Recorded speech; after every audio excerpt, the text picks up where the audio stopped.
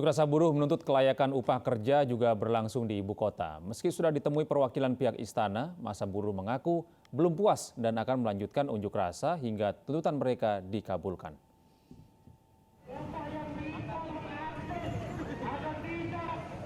Masa buruh dari berbagai organisasi kembali berunjuk rasa menuntut kelayakan upah kerja.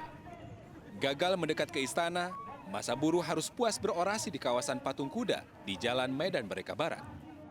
Usai beberapa saat berorasi, beberapa perwakilan buruh diizinkan masuk untuk bertemu perwakilan istana. Meski sudah ditemui perwakilan pihak istana, masa buruh mengaku belum puas dan akan melanjutkan unjuk rasa hingga tuntutan mereka dikabulkan. Tidak, mulai besok itu terjadi akan aksi di berbagai macam kota dan daerah Tangerang, Bekasi, bahkan berbagai macam kota terus melakukan aksi-aksi perjuangan untuk mendesak agar ada satu diskresi tentang kebijakan upah layak secara nasional. Sebelum berunjuk rasa di kawasan Patung Kuda, masa buruh berorasi di depan Balai Kota DKI Jakarta, menuntut Gubernur Anies Baswedan mencabut surat keputusan Gubernur soal UMP DKI tahun 2002 yang hanya sebesar 0,85%.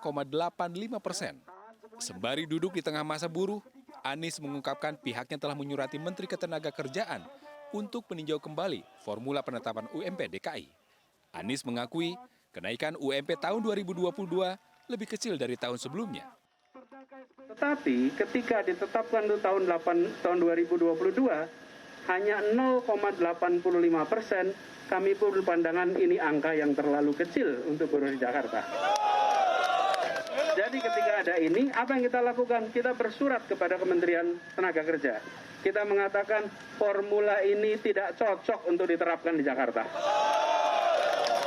Formula ini kalau di Jakarta tidak sesuai, karena itu kita mengirimkan surat sesuai dengan prosedur. Bahwa formulanya harus memberikan rasa keadilan. Meski tak bisa berbuat banyak soal besaran UMP 2022, Anies berjanji akan menurunkan beban biaya hidup untuk kalangan buruh di DKI Jakarta. Antara lain, dengan menyediakan pangan murah yang didistribusikan melalui koperasi buruh, serta menggratiskan ongkos transportasi untuk buruh. Dari Jakarta, Tim Liputan iNews melaporkan.